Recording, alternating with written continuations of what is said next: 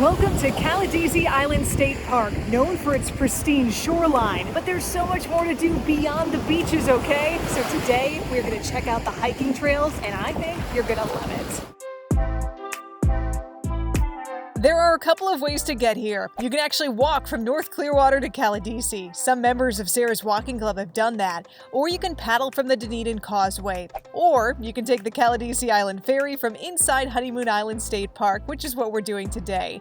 You do have to pay a small fee to get into Honeymoon Island, then take a left to go to the Caladesi Island Ferry tickets and information booth. Usually the ferries start running at 10, but today they started at 9:30 because there were enough people waiting in line already. Adults cost $16 round trip. Children 6 to 12 are $8. Kids 5 and under are free. The ferry only takes about 15 minutes. Be sure to scan the water for dolphins and other wildlife and just enjoy the beautiful ride.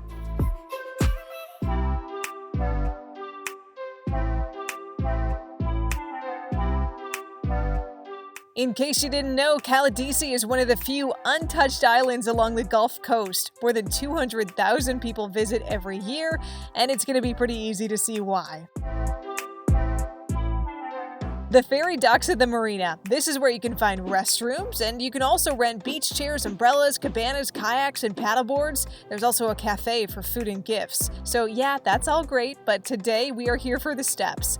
Gopher tortoises, armadillos, a variety of birds, and yep, rattlesnakes are found here. We have been warned. On the way to the nature trail, you'll come across construction for the Caladesi Discovery Center. Maybe it'll be open by the time you visit. You'll have to let me know.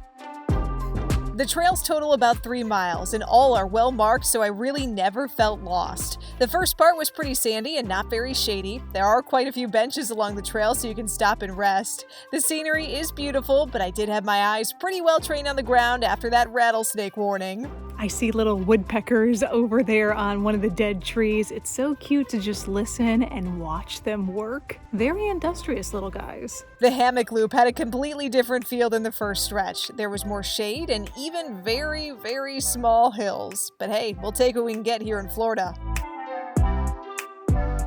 The freshwater pond back here isn't very impressive at all, but even when it's all dried up like it is right now, it serves a purpose. That's because the island's animal population can still find water below the surface, and this fresh water is very welcome in an otherwise saltwater environment.